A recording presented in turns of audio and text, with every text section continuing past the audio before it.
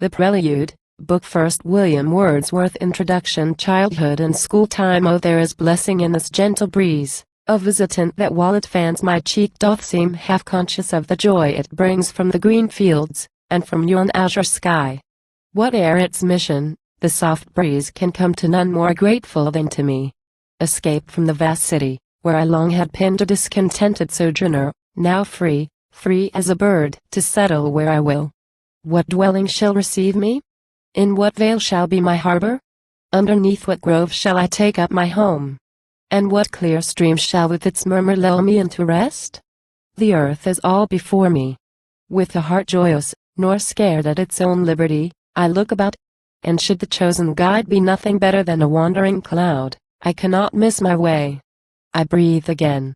Trances of thought and mountings of the mind come fast upon me. It is shaken off, that burthen of my own unnatural self, the heavy weight of many a weary day not mine, and such as were not made for me. Long months of peace, if such bold word accord with any promises of human life, long months of ease and undisturbed delight are mine in prospect. Whither shall I turn, by road or pathway, or through trackless field, uphill or down, or shall some floating thing upon the river point me out my course? Dear liberty! Yet what would it avail but for a gift that consecrates the joy? For I, methought, while the sweet breath of heaven was blowing on my body, felt within a correspondent breeze, that gently moved with quickening virtue, but is now become a tempest, a redundant energy, vexing its own creation. Thanks to both, and their congenial powers, that, while they join in breaking up a long-continued frost, bring with them vernal promises, the hope of active days urged on by flying hours, days of sweet leisure, taxed with patient thought abstruse, no wanting punctual service high, matins and vespers of harmonious verse. Thus far, O friend, did I, not used to make a present joy the matter of a song, pour forth that day my soul in measured strains that would not be forgotten, and are here recorded. To the open fields I told a prophecy, poetic numbers came spontaneously to clothe in priestly robe a renovated spirit singled out, such hope was mine, for holy services. My own voice cheered me, and, far more, the mind's internal echo of the imperfect sound. To both I listened, drawing from them both a cheerful confidence in things to come. Content and not unwilling now to give a respite to this passion, I paced on with brisk and eager steps, and came, at length, to a green shady place, where down I sate beneath a tree, slackening my thoughts by choice and settling into gentler happiness. 'Twas autumn, and a clear and placid day, with warmth, as much as needed, from a sun 2 hours decline towards the west. A day with silver clouds, and sunshine on the grass, and in the sheltering grove a perfect stillness. Many were the thoughts encouraged and dismissed, till choice was made of a known vale, whither my feet should turn, no rest till they had reached the very door of the one cottage which methought I saw. No picture of mere memory ever looked so fair. And while upon the fancied scene I gazed with growing love, a higher power than fancy gave assurance of some work of glory there forthwith to be begun, perhaps to there performed. Thus long I mused, nor e'er lost sight of what I mused upon, save when, amid the stately grove of oaks, now here, now there, an acorn, from its cup dislodged, through sere leaves rustled, or at once to the bare earth dropped with a startling sound. From that soft couch I rose not, till the sun had almost touched the horizon. Casting then a backward glance upon the curling cloud of city smoke, by distance ruralized, keen as a truant or a fugitive, but as a pilgrim resolute, I took, even with the chance equipment of that hour, the road that pointed toward the chosen vale. It was a splendid evening, and my soul once more made trial of her strength, nor lacked Aeolian visitations. But the harp was soon defrauded, and the banded host of harmony dispersed in straggling sounds, and lastly utter silence.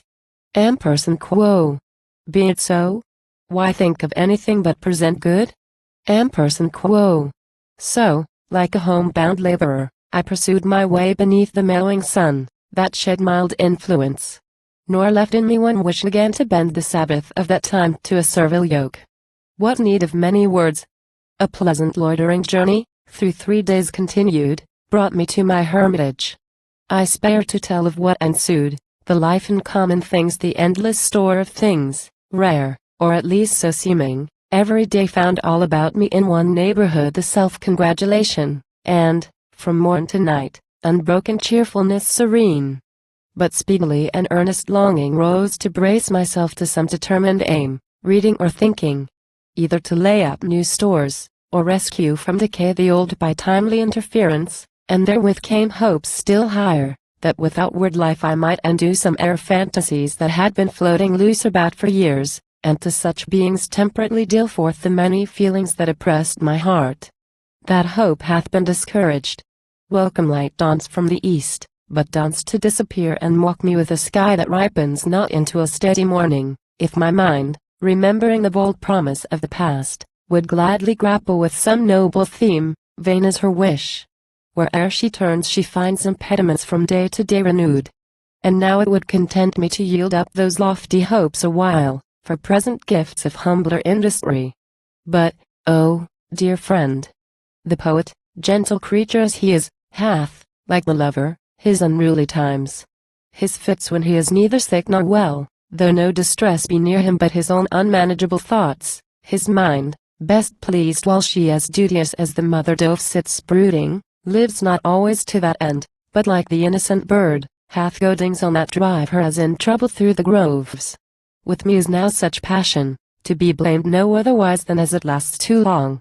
When, as becomes a man who would prepare for such an arduous work, I through myself make rigorous inquisition, the report is often cheering.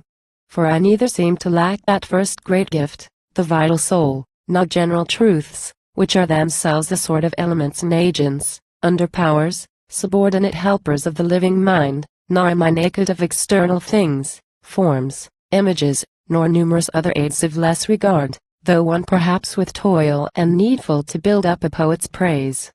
Time, place, and manners do I seek, and these are found in plenteous store, but nowhere such as may be singled out with steady choice. No little band of yet remembered names whom I, in perfect confidence, might hope to summon back from lonesome banishment, and make them dwellers in the hearts of men now living, or to live in future years. Sometimes the ambitious power of choice, mistaking proud springtide swellings for a regular sea, will settle on some British theme, some old romantic tale by Milton left unsung. More often turning to some gentle place within the groves of chivalry, I pipe to shepherd swains, or seated harp in hand, amid reposing nights by riverside or fountain, listen to the grey reports of dire enchantments faced and overcome by the strong mind, and tales of warlike feats, where spear encountered spear, and sword with sword fought, as if conscious of the blazonry that the shield bore, so glorious was the strife. Whence inspiration for a song that wends through ever-changing scenes of votive quest, wrongs to redress, harmonious tribute paid to patient courage and unblemished truth, to firm devotion, zeal unquenchable, and Christian meanness allowing faithful loves. Sometimes, more sternly moved, I would relate how vanquished Mithridates northward passed, and, hidden in the cloud of years, became Odeon, the father of a race by whom perished the Roman Empire, how the friends and followers of Sertorius, out of Spain flying, found shelter in the Fortunate Isles, and left their usages, their arts and laws, to disappear by a slow gradual death, to dwindle and to perish one by one, starved in those narrow bounds, but not the soul of liberty, which 1500 years survived, and, when the European came with skill and power that might not be withstood, did, like a pestilence, maintain its hold and wasted down by glorious death that race of natural heroes. Or I would record how, in tyrannic times, some high-souled man, unnamed among the chronicles of kings, suffered in silence for truth's sake, or tell, how that one Frenchman, through continued force of meditation on the inhuman deeds of those who conquered first the Indian Isles, went single in his ministry across the ocean, not to comfort the oppressed, but, like a thirsty wind, to roam about withering the oppressor, how Gustavus sought help at his need and Carla's mines, how Wallace fought for Scotland, left the name of Wallace to be found, like a wildflower, all over his dear country, left the deeds of Wallace, like a family of ghosts, to people the steep rocks and river banks, her natural sanctuaries, with a local soul of independence and stern liberty. Sometimes it suits me better to invent a tale from my own heart, more near akin to my own passions and habitual thoughts. Some variegated story, in the main lofty, but the unsubstantial structure melts before the very sun that brightens it, mist into air dissolving. Then a wish, my last and favorite aspiration, mounts with yearning toward some philosophic song of truth that cherishes our daily life. With meditations passionate from deep recesses in man's heart, immortal verse thoughtfully fitted to the Orphean lyre.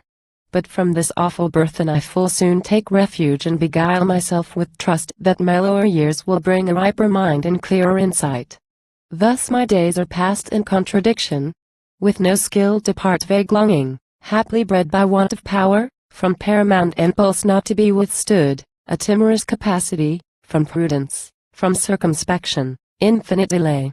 Humility and modest awe, themselves betray me, serving often for a cloak to a more subtle selfishness, that now locks every function up in blank reserve, now dupes me, trusting to an anxious eye that with intrusive restlessness beats off simplicity and self-presented truth.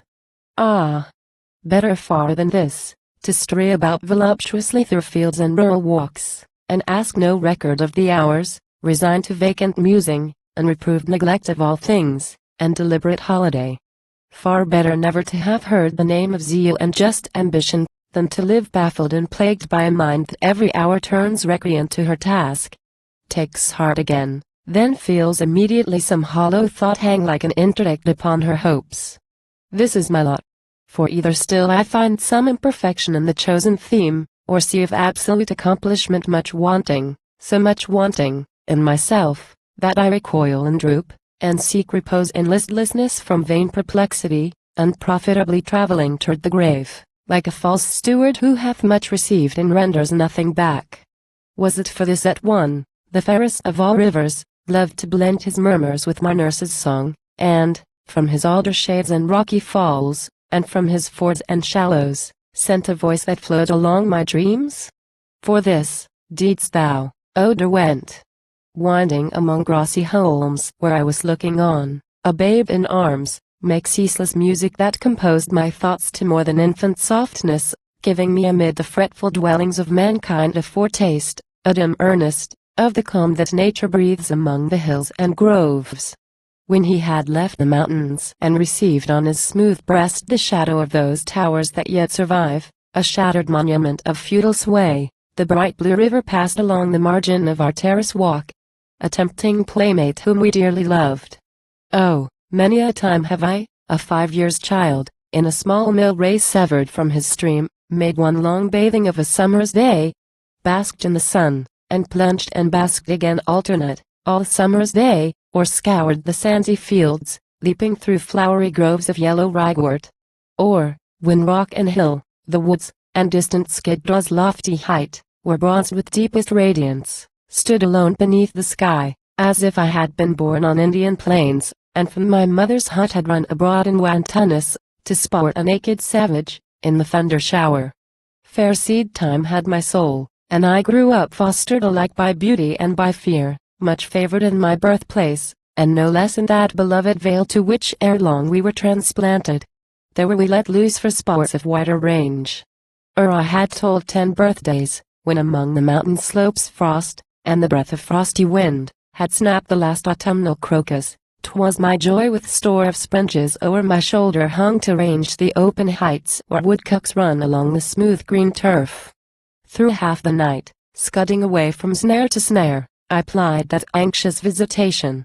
Moon and stars were shining o'er my head. I was alone, and seemed to be a trouble to the peace that dwelt among them. Sometimes it befell in these night wanderings, that a strong desire o'erpowered my better reason, and the bird which was the captive of another's toil became my prey. And when the deed was done I heard among the solitary hills low breathings coming after me, and sounds of undistinguishable motion, steps almost as silent as the turf they trod. Nor less, when spring had warmed the cultured vale, moved we as plunderers where the mother bird had in high places built her lodge. Though mean our object and inglorious, yet the end was not ignoble. Oh! When I have hung above the raven's nest, by knots of grass and half-inch fissures in the slippery rock but ill sustained, and almost, so it seemed, suspended by the blast that blew amain, shouldering the naked crag. Oh, at the time while on the perilous ridge I hung alone, with what strange utterance did the loud dry wind blow through my ear? The sky seemed not a sky of earth, and with what motion moved the clouds?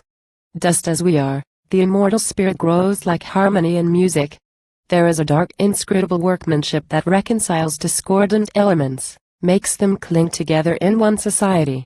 How strange, that all the terrors, pains, and early miseries, regrets, vexations, lassitudes interfused within my mind, should e'er have borne a part, and that a needful part, in making up the calm existence that is mine when I am worthy of myself.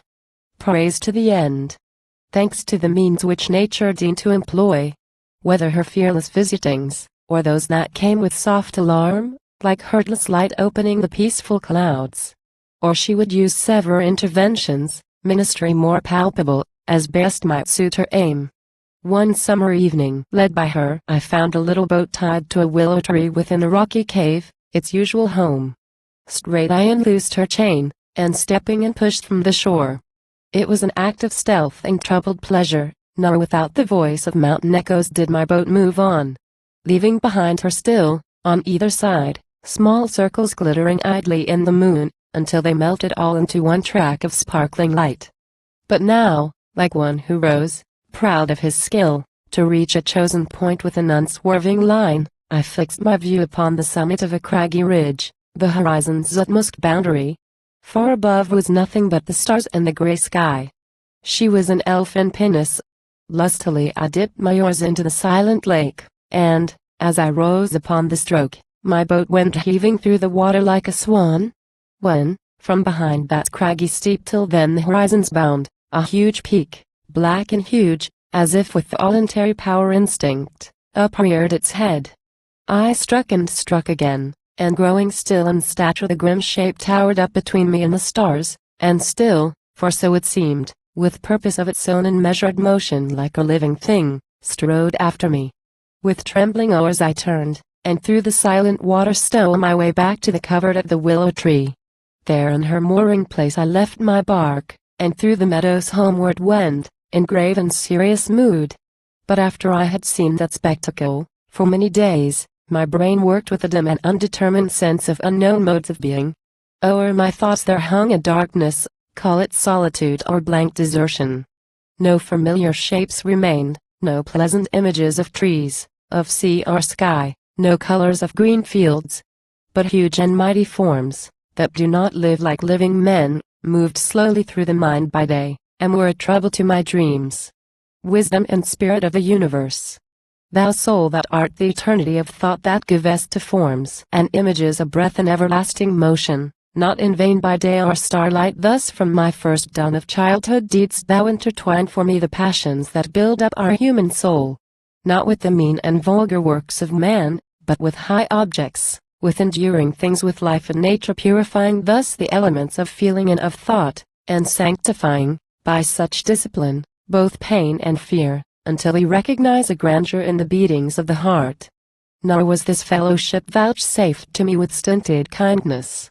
In November days, when vapors rolling down the valley made a lonely scene more lonesome, among woods, at noon and mid the calm of summer nights, when, by the margin of the trembling lake, beneath the gloomy hills homeward I went in solitude, such intercourse was mine. Mine was it in fields both day and night, and by the waters, all the summer long. And in the frosty season, when the sun was set, and visible for many a mile the cottage windows blazed through twilight gloom, I heeded not their summons. Happy time it was indeed for all of us, for me it was a time of rapture.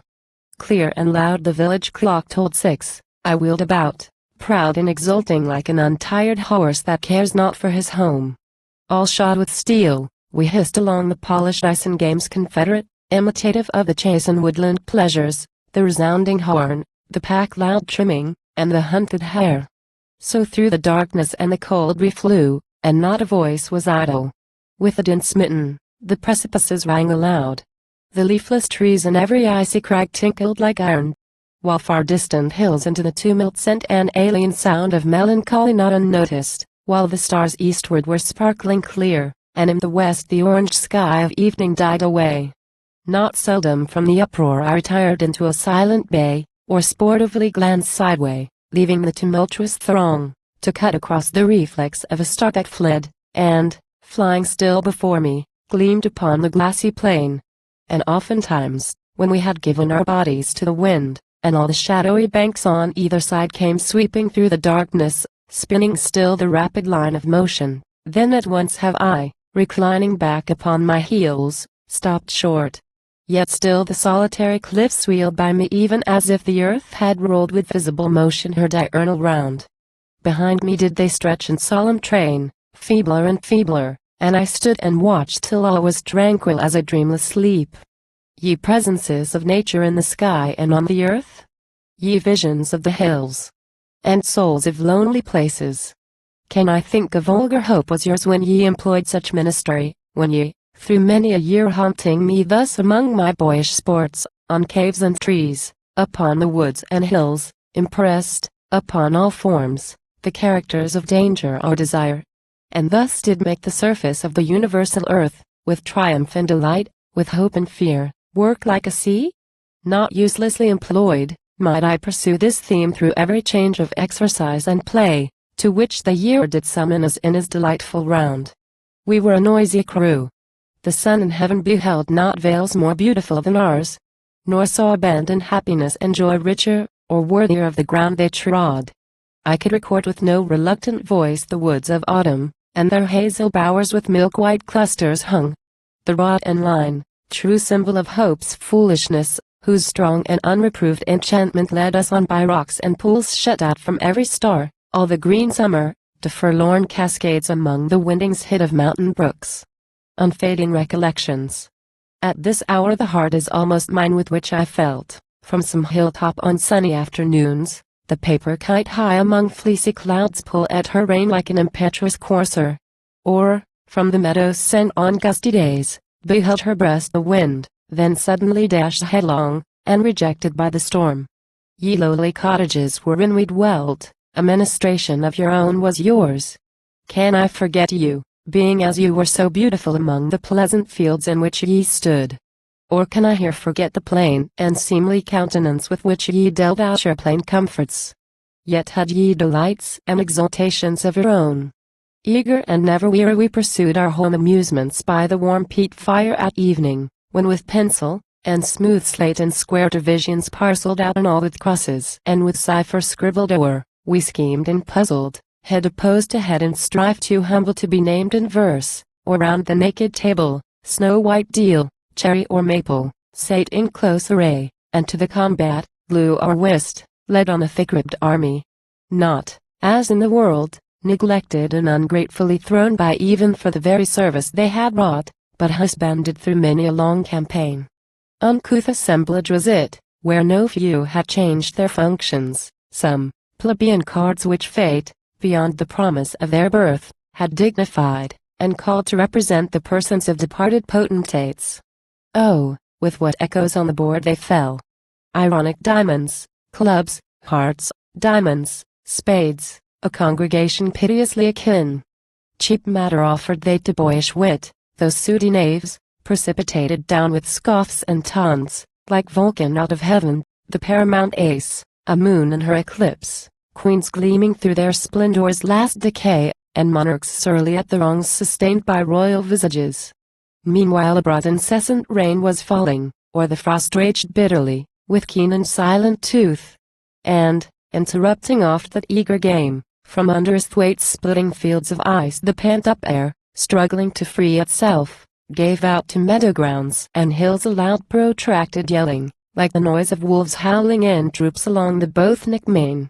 Nor, sedulous as I have been to trace how nature by extrinsic passion first peopled the mind with forms sublime or fair, and made me love them, may I here omit how other pleasures have been mine, and joys of subtler origin. How I have felt, not seldom even in that tempestuous time, those hallowed and pure motions of the sense which seem, in their simplicity, to own an intellectual charm. The calm delight which, if I err not, surely must belong to those first-born affinities that fit our new existence to existing things, and, in our dawn of being, constitute the bond of union between life and joy. Yes, I remember when the changeful earth, and twice 5 summers on my mind had stamped the faces of the moving year. Even then I held unconscious intercourse with beauty old as creation, drinking in a pure organic pleasure from the silver wreaths of curling mist, or from the level plain of waters colored by impending clouds.